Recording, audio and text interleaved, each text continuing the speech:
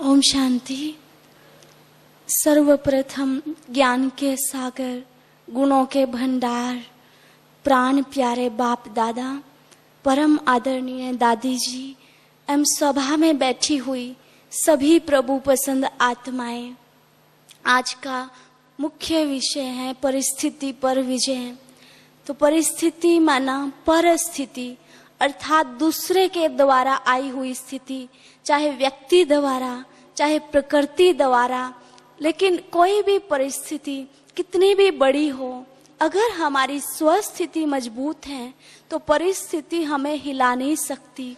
और स्वस्थिति में अगर हम स्थित होंगे, मजबूत होंगे, तो किसी भी परिस्थिति पर विजय प्राप्त कर सकते हैं। इसके लिए हम कुछ एक विशेष बातों का ध्यान रखेंगे।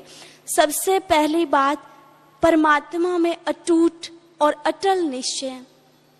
सबसे पहला, जब भी परिस्थिति आए तो हम निश्चय करें कि ऑल माइटी अथॉरिटी अर्थात सर्वशक्तिवान बाप सर्वशक्तियों सहित मेरे साथ हैं, तो कोई भी परिस्थिति मेरा क्या बिगाड़ सकती। और दूसरा, स्वयं भाग्य विधाता ही मेरा बाप है, तो मेरा भाग्य कितना श्रेष्ठ होगा, कितना ऊंचा होगा कि भाग्य विधाता मेरा बाप बन गया। तो इतना अपने बाप में, अपने पिता में अटूट अटल निश्चय, क्या हमारा इतना निश्चय है भगवान के ऊपर। इसको मैं एक छोटे से उदाहरण द्वारा स्पष्ट करना चाहूंगी। एक छोटी सी बच्ची अपने पिता की उंगली पकड़ करके नदी क्रॉस कर रही थी और अचानक से पानी का बहाव तेज हुआ और बच्ची के कदम डगमगाने लगे। तो तुरंत बच्ची कहती है, पापा आप मेरा हाथ पकड़ लीजिए। तो पापा ने कहा, आपने मेरा हाथ पकड़ा है ना बेटा, या मैंने हाथ पकड़ा, बात तो एक ही है। लेकिन बच्ची ने बहुत ही सुंदर जवाब दिया, नहीं पापा, बात एक नहीं है।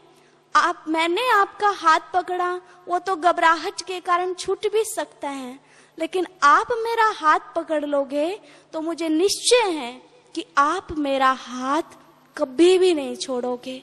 तो क्या इतना अटूट अटल निश्चय हमारा परमात्मा के ऊपर है कि हमने अपना हाथ किसको पकड़ा रखा है, स्वयं भगवान को। और जब भगवान ने हमारा हाथ पकड़ लिया तो वह मेरा कुछ भी बुरा कैसे होने दे सकता। और दूसरा, ड्रामा पर निश्चय कि ड्रामा है ही हम सबके कल्याण के लिए। यह नाटक ही ऐसा बना हुआ है, कोई भी परिस्थिति आई, कुछ भी हुआ, नथिंग न्यू, कल पहले भी आई थी, अब भी आई है और ऐसे आती ही रहेगी। लेकिन मुझे एक निश्चय रखना है कि यह ड्रामा कल्याण के लिए बना हुआ है। जो हुआ सो अच्छा हुआ, जो हो रहा वह भी अच्छा, और जो होगा वह भी अच्छा। यह संगम युग तो है ही वैसे भी हमारे लिए कल्याणकारी, तो मेरा कल्याण कैसे हो सकता, जबकि मेरी याद से अब भी भक्तों की मनोकामनाएं पूर्ण होती, उनके विघ्न टल जाते, तो मेरा खुद के आगे विघ्न कैसे आ सकते।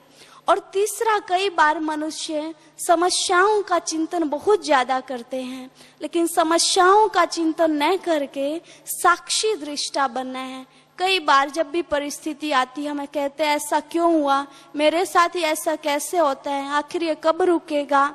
तो क्या क्यों इन प्रश्नों की जंजाल में उलझ जाते।